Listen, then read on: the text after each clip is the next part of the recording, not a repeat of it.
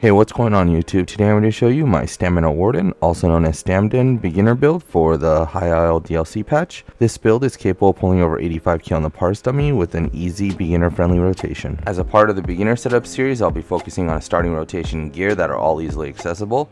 This build is best suited for those who are interested in starting their group content journey, meaning this is not a leveling guide and assumes you have some sort of access to at least crafted gear at CP 160. For the sake of this theme and to be as new player friendly as possible, I'll be avoiding mythics, arena weapons, trial, or dungeon gear for the initial setup. Furthermore, the rotation for many classes will be simplified. The build specializes in normal group content such as trials, dungeons, and group arenas. This build works great in overland but is not specifically designed for it. Furthermore, I'll be going over some ideas and tips to further progress yourself into mid and end game. Although hybrid builds are some of the strongest builds right now, I'll be focusing on a more traditional setup that either focuses on magic or stamina. The reason is it's easier to focus on one resource than trying to manage two. With that being said, here we go.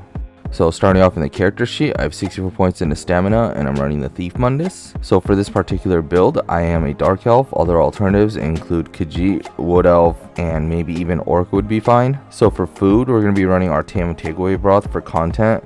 Cheaper and almost just as good alternative would be Dubious Cameron Throne. And if you're parsing or need more sustain, then Lava Food Soup and Salt Rice is always the go-to. So for potions, we're just be using standard essence of weapon power. These are important for stamina DPS because they provide 3 essential buffs. These include Major Brutality, Major Savagery, and Major Endurance. Keep in mind though, these potions do cost a bit, so make sure you have 3 points in a medicinal use to also benefit from the full duration of the potions. So for CP, for the blue tree, we're going to be running Master at Arms, Deadly Aim, Wrathful Strikes, and Backstabber.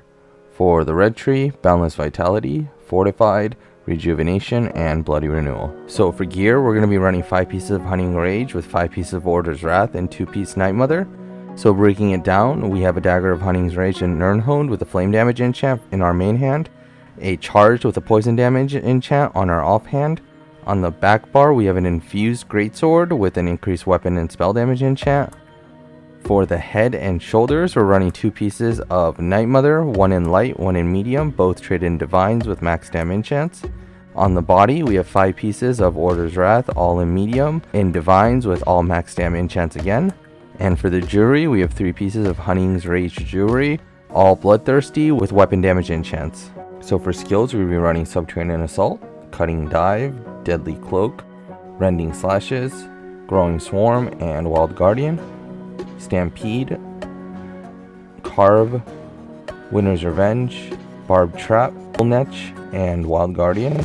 So for the rotation, we're going to be basing it off of our Subterranean Assault. This skill hits really hard, but can only be casted every 6th skill. So what I mean by that is we're going to do Subterranean Assault and 5 skills within until the next Subterranean Assault. So for a simple rotation, it would be something like this. Subterranean Assault, swap to your back bar, cast all 5 of your skills, which are Stampede, Carve, Winner's Revenge, and Barbed Trap, and Bullnetch. And then swap back to your front bar, cast Subterranean Assault, and cast 3 more of your dots on your front bar, and 2 Cutting Dives to fill in the gap, so we make 5 skills. So this is Subterranean Assault into Growing Swarm, Deadly Cloak, Rending Slashes, and 2 Cutting Dives, and then just rinse and repeat that rotation. One last note, whenever you have your Wild Guardian, which is your ultimate ready, just replace one of your Cutting Dives with it and you should be golden. So for progression, I'd usually put a mid-game section, but because Order's Wrath is so good, it won't be replaced until we hit closer to endgame. This is where you have a few options. To make this more simple, I'll be focusing on traditional stamina setup, wearing medium armor. First, I'll talk about body sets. These sets are sets that are worn on the body, thus all 5 pieces are active at all times. Furthermore, these sets should ultimately have Minor Slayer to benefit from the extra damage to bosses. Therefore, realistically, we only have 2 options. These are Reliquin from the Trial Cloud Rest and Coral Riptide from the Trial Dread Reef Sail. They're both strong, but Coral Riptide requires you to manage your stamina, and if you're able to properly manage your stamina, it seems to pull just slightly ahead in DPS. Regardless, these are both trial sets, and running it on normal is very easy, and you should work on getting them if possible. Moving on to front bar sets, or sets to either pair with Reliquin or Coral Riptide, or run separately. These can be Kinra, Pillar, Zovgan, Advancing Yokeda, or Whirl. Although from that list, I think Kinra is the best option, granted you can keep the stacks. Kinra comes from the dungeon Blackdrake Villa, Pillar of Nirn comes from the dungeon Falkreath Hold, Advancing Yokeda comes from the trial Hellraw Citadel, and Zovgan comes from the dungeon Frostvault, and Whirl Depths comes from the new trial Dreadreef Sail. I'd also like to mention that Zomkin is unique in that it allows us to run a different skill instead of Trap, freeing up a bar slot. From here, you have the Mythic and Maelstrom Arena weapon route. For the Maelstrom Arena weapon, I'd recommend Greatsword, but Bow is a good alternative as well. Mythics is kind of a pain to get, but they are some of the strongest items in the game. In the case of Mythics, I'd go for One Piece Monster Helm Slime Crawl paired with Harpooner's Waiting Kilt. Harpooners is viable for most content, and for when it is, it's probably best in slot. A good alternative will be running Death Dealer's Fate. I'd also quickly like to mention that Oaken Soul Ring is very viable for 1-bar builds. For Monster Helms, we have a few options that you can run instead of running a Mythic. These include Stormfist, Kyonar, and Maul of Inferno.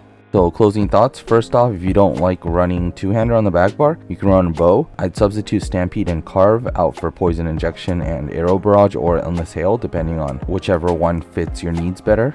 Second off, in the beginning of the rotation, I just suggest you get 2 Carve stacks just to make your rotation a little bit easier. So for Stamdens, Cutting Dive is actually a really strong skill because when the target is off balance, you can stack 7 stacks of the bleed damage on it. Now this is really hard to do on console from what I gather because of the fact that you can't tell if the target is off balance. The only way I figured a workaround around this was just staring at the dummy's head and waiting for the little swirls on the head to show up. But ultimately you want to be able to stack a few to achieve high DPS with the Stamden. And as far as your Netch goes, if you feel like your sustain is too good, you can skip casting Netch in a rotation and just move up a Cutting Dive or something just to squeeze out a little bit more damage. And for the flex spot, I suggest taking out Rending Slashes to slot whatever you need. Most commonly used skill would probably be something like Vigor for a heal. And I think that wraps it up. Thanks for watching the video. If you have any questions or comments, please leave them down in the comment section below. Another way to get your questions answered would be joining our Discord. And as per usual, a parse and outfit section will be attached at the end. And lastly, thank you again and have a good day.